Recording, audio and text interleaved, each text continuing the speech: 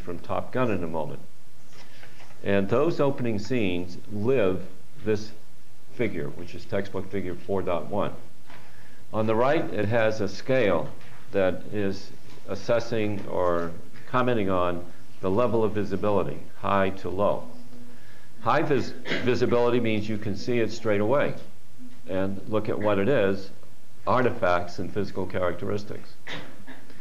If I came into, what shop is your motorcycle shop? BJ's. Oh, BJ's, of course. I've been in there.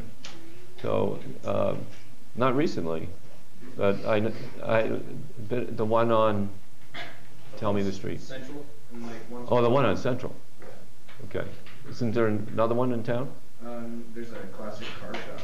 Okay, then I'm a little confused.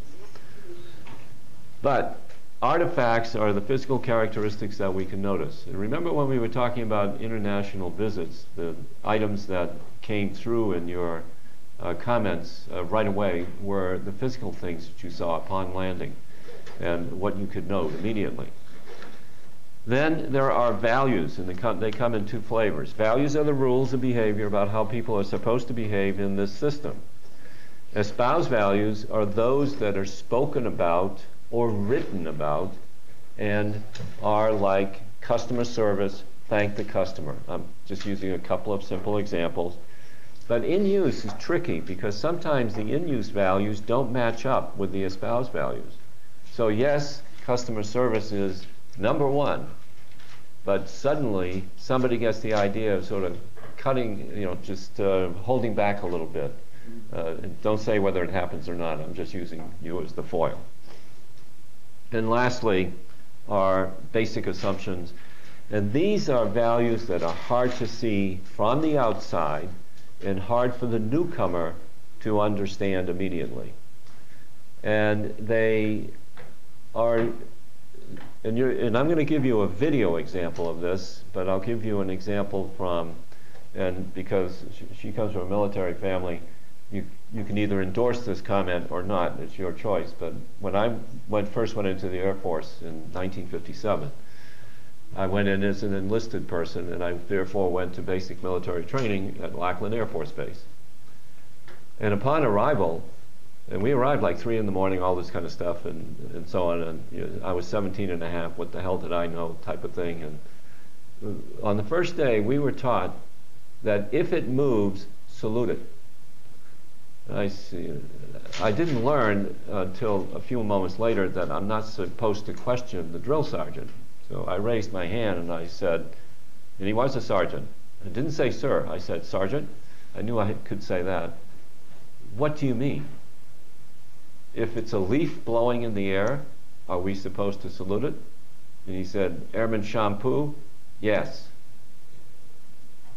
And then I shut up. And we quickly learned that if anything moved, like the laundry on the clothesline, you saluted it. And I know, I'm watching you, always sit in the same seat, by the way. I know. Do you have your gum under the seat? Yep. Yeah. We all sit here. Now, if you believe what I'm saying, what function did it serve to say to 60 young men, if it moves, salute it? Pardon? Well, maybe that was outside the room. Can you see it? You would never make a mistake when you had to salute. And then years later, like 2.5, I was, after I finished my Korean tour and so on, I was assigned to headquarters at Kelly Air Force Base. And our commander was a brigadier general. And the general's car, on all generals, and the colonels too, on the right side is a plate that they can cover, that covers the star or covers the rank when the person with that rank is not in the car. And we were taught that you saluted the car. If it was uncovered, you saluted. This was unquestionable. You didn't think about this. If it moves, salute it. So one hot day, I'm coming back from eating lunch, and the general's car is coming toward me. My sergeant is behind me by a distance, and the star was uncovered, but I did not see the general in the car. But I saluted and walked on. My sergeant, who was whatever number of steps behind me, did not see the general either and did not salute. The general stopped the car. He was a short man, and he was leaning over and looking into his briefcase, so you could not see him from the front of the car. He stopped, he got out, and he ordered the sergeant, who was married with children, who lived off base, confined to the base for 30 days. Because he didn't salute. This is real. Now get it. If it moves, salute it. Basic assumption. You have to know what that rule is up front so that you do it right when you get down to the hard-nosed stuff. Okay.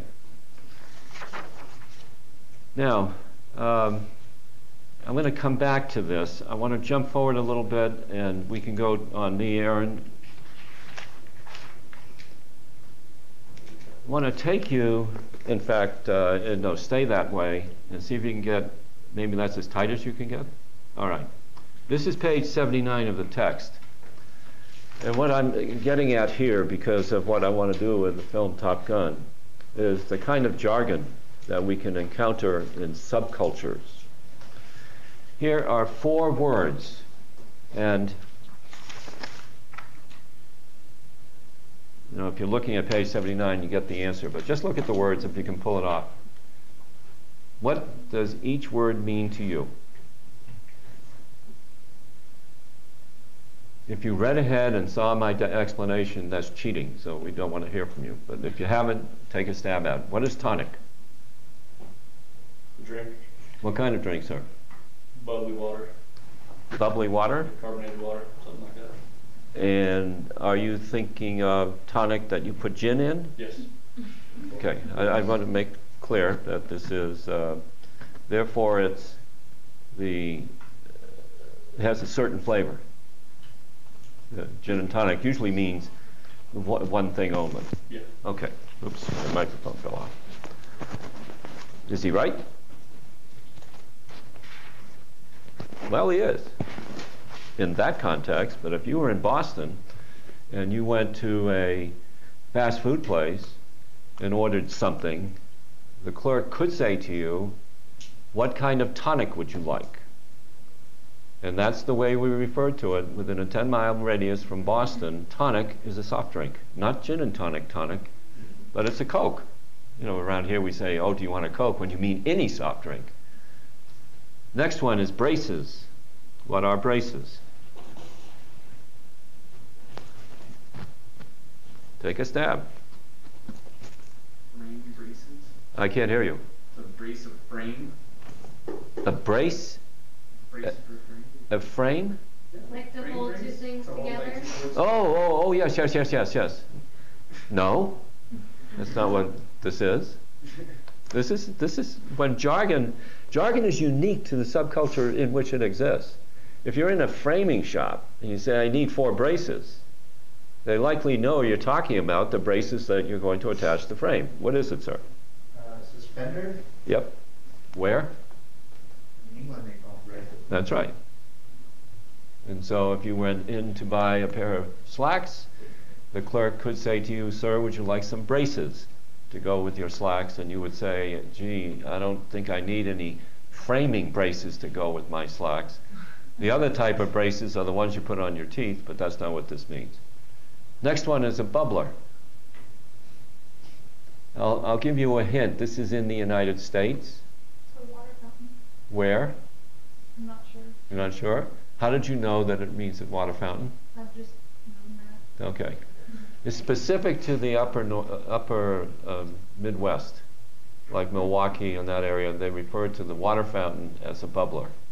They may even have a sign on it, and they may say, and if you can ask for a water fountain, they'll direct you properly, but you'll hear people around you saying, where's the bubbler? And those of us who would travel through there wouldn't understand the jargon. Last one is a ladder.